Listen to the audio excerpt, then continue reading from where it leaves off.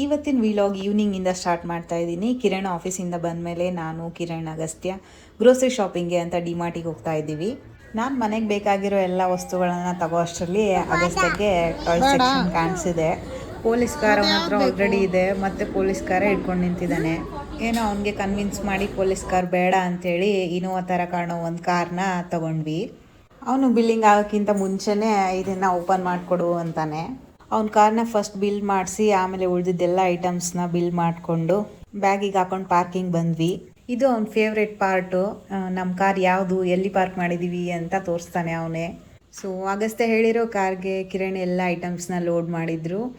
Already late ಆಗಿತ್ತು, ಅಗಸ್ತ್ಯ ಮತ್ತೆ ಮಲಗಿಬಿಡ್ತಾನೆ ಅಂತ ನಾವು ಬೇಗ ಕಾರ್ ಏರಿ ಮನೆಗೆ ಹೋದ್ವಿ. ಅಗಸ್ತ್ಯಗೆ ಡಿಮಾರ್ಟಿಗೆ ಬಂದಿದ್ವಿ ಅಂದರೆ ಪಿಜ್ಜಾ ಅಂತ ಗೊತ್ತಾಗ್ಬಿಟ್ಟಿದೆ. ಸೊ ಪಿಜ್ಜಾ ತಿನ್ನೋಣ ಅಂತಿದ್ದ. ಮನೆಯಲ್ಲಿ ನಾನು ಪಲ್ಯ ಎಲ್ಲ ಮಾಡಿ ಇಟ್ಟಿದ್ದೆ ಆ್ಯಂಡ್ ಚಪಾತಿ ಮಾಡೋಕ್ಕೂ ಎಲ್ಲ ರೆಡಿ ಮಾಡಿ ಇಟ್ಕೊಂಡಿದ್ದೆ. ಸೊ ಚಪಾತಿ ಮಾಡಿ ನಾವೆಲ್ಲ ಊಟ ಮಾಡ್ಕೊಂಡ್ವಿ. ನನ್ನ ಮಗನಿಗೆ ಇನ್ನೂ ಹೊಸ ಕಾರ್ ಗುಂಗ್ ಹೋಗೇ ಇರಲಿಲ್ಲ, ನಿದ್ದೆ ಕೂಡ ಹೊರಟೋಗ್ಬಿಟ್ಟಿತ್ತು ಅವನಿಗೆ. ಕಾರ್ ತೊಗೊಂಡು ಆಡಿದ್ದು ಹಾಗೆ ಕಾರ್ ಇಟ್ಕೊಂಡೆ ಮಲಗಿಬಿಟ್ಟ.